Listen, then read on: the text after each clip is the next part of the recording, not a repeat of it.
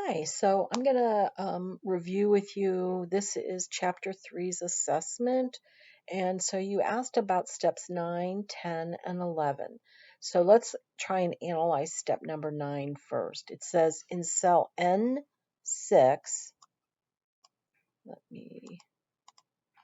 N6, we want to determine the total number of times the word rewards, which is found right here, is used as the payment method in this column here.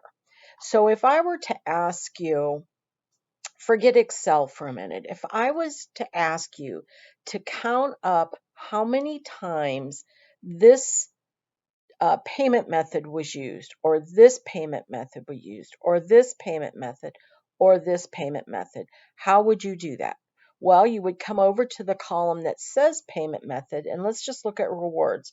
We're going to look for the word rewards, right? So I'm going through here and I'm trying to match what this says. So 1, 2, 3, 4, right? So 4 times the payment method of rewards was used, which is what we're doing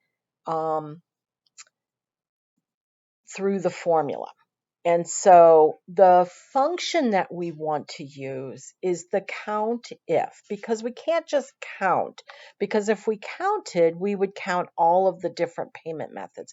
But we want to just focus right now in this cell on how many rewards were used, how many express miles, how many credit cards, how many cash.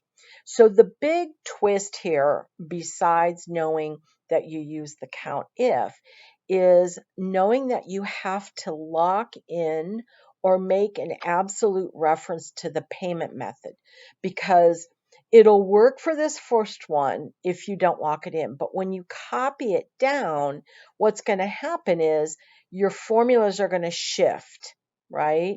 And so you don't want them to shift, extend down to these blank ones. You want to lock in that these are the cells that you want to look at to determine the count. So I'm going to go into formulas and insert function so that my function argument box will come up. So I'm going to start, well, let me do this from scratch. So I'm going to go, so I'm going to maximize this so we can actually see it here. So if we look at the logical reference, let's see if it's in there. Nope. Let's look at math and trig. Count if. No, but sum if is. So that's where also students get a little. So sum if and sum ifs are in math and trig. But the if you look at statistical, so I went to more function statistical, and there's the count if and average if. So average if, count if are in statistical functions. Some ifs are in math and trig. So we're going to do count if. And so we're going to say, okay, the range that I want to look at to count is this payment method. So I'm going to come over here and I'm going to drag it down. But now I need to lock that in so it doesn't shift when I drag it. So I'm going to do my F4 key before I move off of it, and look, it puts dollar signs in front of every part of the equation. Then the criteria is this word rewards. Notice that isn't going to get locked in, because when I copy it down, I want to go to express miles. I want to go to credit card. I want to go to cash. So then I can do that, comes up with 4, and then I can just double click and it drags it down. So if I looked at any of these, do you see it's still F6 through F32, but it's using that one. So that is step 9. Let's look at step 10. In Q6, okay, so this is almost the same, right? So we want to determine the average. So right there, you're knowing, okay, this is an average based on the payment method. So right there, you have to analyze, okay, we're going to do an average, and we're not averaging a whole data set. We're filtering it by this analysis criteria. By payment method in P6, right? So right here, use the absolute reference when necessary. So let's do this one again. Let's kind of go through it. So what I want to do is I want to average the what are we averaging? The total cost. So this is the information that we're averaging, but we're basing it on whether the payment method is a match to this. So once again, thinking beyond Excel, if I handed you a calculator and I said, hey, tell me the average cost for anybody who used rewards as their payment. So you would go find rewards, come over here, 410 plus 346 plus 67 plus 244 divided by 4, right? That would give you your average. Well, we don't want to do that manually, right?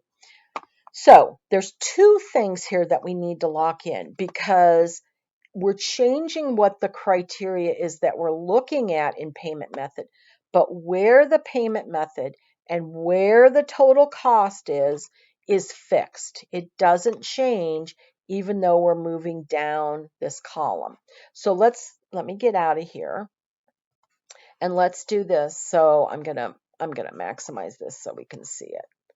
All right, so remember the average if is in statistical. So we're going to go more functions, statistical, average if. And the only difference between average if and average ifs is one criteria, which is payment method, or more than one, which you would use the ifs. But we only have one, so we're going to do average if.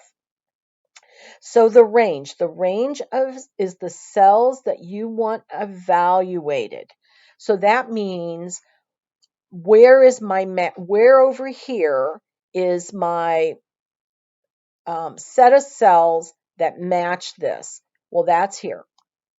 F through F32. I'm going to lock that in because it doesn't change. This little area is the same for each of these. And so you got to lock it in. Criteria, that is the condition or the criteria that you're looking for. So in other words, here's where I'm looking. What am I looking for? Well, I'm looking for this, rewards. Not locked in because remember, we want to copy that down, and down here we want to use express miles, but we're looking through the same set of cells over here. That's why that piece is locked in. And then the average is, well, okay, if I find a rewards over here, what am I averaging? Well, I'm averaging this total cost. So I'm going to come up here and I'm going to select the whole total cost column. And I'm going to lock that in because once again, this little area that's outlined by the marquee does not change when I copy this formula. So I'm going to go ahead and do OK. I'm going to double click on this edge. It's going to copy it down and I am good. So this needs locked in. This needs locked in with the absolute reference using your F4. But your reference to the criteria does not because we do want it to change. Okay, so let's look. So that's 10. And I'm pretty sure 11 is going to be the same, except we're using sum if. So do you see how these kind of all work the same? The only difference is sum if and average if have that third element, which is what are you summing or what are you averaging? With the count, it's just counting. You don't need something else. So let's do the same thing here. We're going to, now remember, sum if is in math and trig. So we're going to come down here and find sum if. The range. Once again, if you're not sure what the heck do they mean by range, look down here.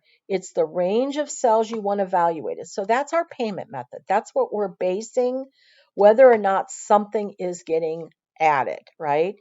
Lock that in because it Think about this box. Is this box ever changing, or is this area the same for all of these lines? And it is. So you lock it in.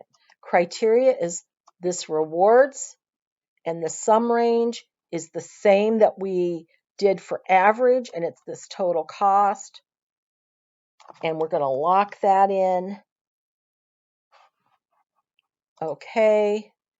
We're going to double click it and bring it down, and we should be good there.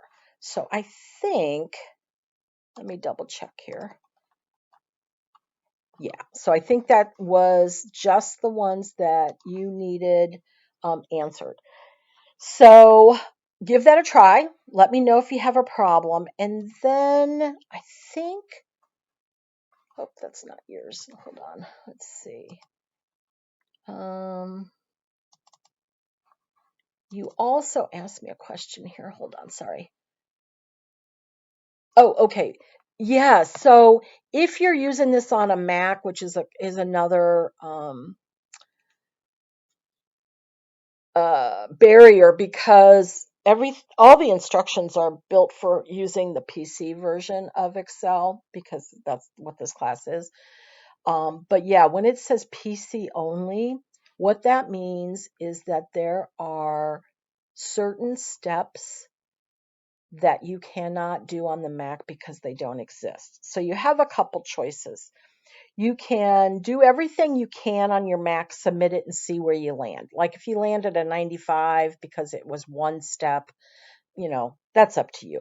If it's a significant part of the assignment, you might need to think about going, to campus or to somewhere that has the Windows version or the true version of Excel to get that done. I do have a Mac. I actually left it at my office, and since today is the Juneteenth holiday, the college is closed, so I won't be able to go until tomorrow to get my Mac. So I'll get it because I do have a couple students that are using the Mac and have struggled a little bit. So I'll bring it home so I can, like this movie, I would have preferred to do it on the Mac since you're using a Mac so you could see how to move through that. But I'll do that in the future. So hopefully that helps you. Please let me know if you need anything. All right. Thank you.